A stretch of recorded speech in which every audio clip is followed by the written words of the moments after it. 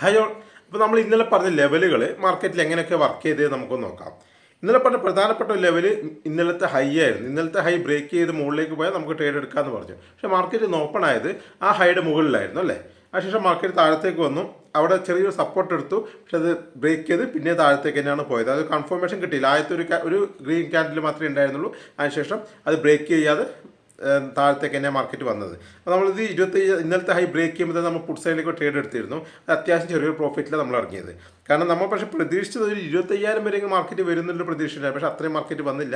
25,050 ആ support market എടുക്കുകയും കുറച്ച് തിരിച്ച് മുകളിലേക്ക് പോവുകയും ചെയ്തു. അവിടെ നിന്ന് കൺസോൾട്ടേറ്റ് ആവുകയും ചെയ്തു മാർക്കറ്റ്. അവിടെ വലിയൊരു ട്രേഡൊന്നും ഓപ്ഷൻ ബൈ ഇന്നലേക്ക് ഉണ്ടായിരുന്നില്ല. എന്ന് ആ ഒരു ട്രേഡ് മാത്രമേ ഇന്ന് ഓപ്ഷൻ ബൈക്ക് ഉണ്ടായിരുന്നുള്ളൂ. ചെറിയൊരു പ്രോഫിറ്റ് കിട്ടിയതുള്ളൂ.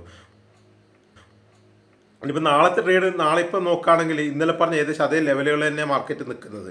അതൊക്കെ തന്നെയായിരിക്കും മാർക്കറ്റിൽ പ്രധാനപ്പെട്ട ലെവലുകളായിട്ട് വർക്ക് ചെയ്യുക. അതായത് ഇന്നലത്തെ ഹൈ, അതായത് 25,120 ഇന്നത്തെ ആ ഒരു കൺസോൾട്ടേഷൻ ചെയ്ത റേഞ്ച് ഉണ്ടല്ലോ അത്. പിന്നെ മുകളിലേക്കാണ് 25,220 250 25,220 250 ആ ഒരു റേഞ്ച് നമ്മൾ നോക്കണം. മുകളിലേക്ക് കൂടെ അവിടെ റെസിസ്റ്റൻസ് ഉണ്ടാവും. പിന്നെ താഴത്തേക്കാണെങ്കിൽ 25,000 നോക്കാം നമുക്ക്.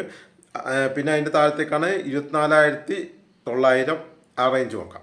25,900 25,870 അതെ 25,870 25,900 സോറി 24,900 24,880 ആ റേഞ്ച് നോക്കാം. ഓക്കെ. അപ്പോൾ പ്രധാനപ്പെട്ട ലെവലുകൾ അതൊക്കെ നമ്മൾ നോക്കാം. അപ്പോൾ മാർക്കറ്റ് ഇപ്പോൾ ഒരു കൺസോൾ, അതായത് സൈഡ് വേസ് ഓപ്പണിംഗ് ആണെങ്കിൽ നിങ്ങൾ ചെയ്യേണ്ടത് വെച്ചാൽ 25,120 ബ്രേക്ക് ചെയ്യുന്നുണ്ടെങ്കിൽ നമുക്ക് അപ്പ് സൈഡിലേക്ക് ട്രേഡ് എടുക്കാം. അല്ല ഡൗൺ സൈഡിലേക്കാണ് 25,000 ബ്രേക്ക് ചെയ്യുന്നുണ്ടെങ്കിൽ നമുക്ക് ഡൗൺ സൈഡിലേക്ക് ട്രേഡ് എടുക്കാം. അല്ല മാർക്കറ്റ് ഗ്യാപ്പ് ഡൗൺ ഓപ്പണിംഗ് ആണെങ്കിൽ ഏകദേശം 25,000 തിരിച്ച് മാർക്കറ്റ് പോയിട്ട് അവിടെ റെസിസ്റ്റൻസ് എടുക്കുന്നുണ്ടെങ്കിൽ എന്ത് മാർക്കറ്റ് താഴേക്ക് വരുന്നത് കാണും, നമുക്ക് ഡൗൺ സൈഡിലേക്ക് ട്രേഡ് എടുക്കാം. 25,000 നമുക്ക് റെസിസ്റ്റൻസ് ആയിട്ട് കാണാം.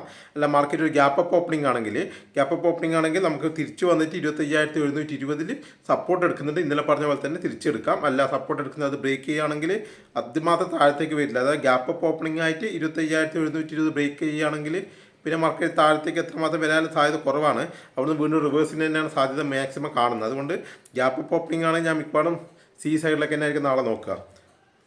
സൈഡ് വേസ് ഓപ്പണിംഗ് ആണെങ്കിൽ മാത്രമേ നമുക്കൊരു പി സൈഡിലേക്ക് ഒരു ഓപ്ഷൻ ഉള്ളൂ. പിന്നെ അല്ലെങ്കിൽ ഗ്യാപ്പ് ഡൗൺ ഓപ്പൺ ആയിട്ട് മാർക്കറ്റ് 25,000 ടച്ച് ചെയ്തിട്ട് തിരിച്ചു വരണം. അങ്ങനെ ആ രണ്ട് സിനാരിയോയിൽ മാത്രമേ പി ഓപ്ഷൻ നോക്കുന്നുള്ളൂ. മറ്റേ ഗ്യാപ്പ് അപ്പ് ഓപ്പണിംഗ് ആണ് ഞാൻ സി ഓപ്ഷൻ തന്നെയാണ് നാളെ നോക്കുന്നത്. ഇതൊക്കെയാണ് മാർക്കറ്റിൻ്റെ പ്രധാനപ്പെട്ട ലെവലുകൾ. നാളെ ഇപ്പം ഈ ലെവലുകളൊക്കെ നോക്കിയിട്ട് ട്രേഡ് നോക്കാം. ഓക്കെ.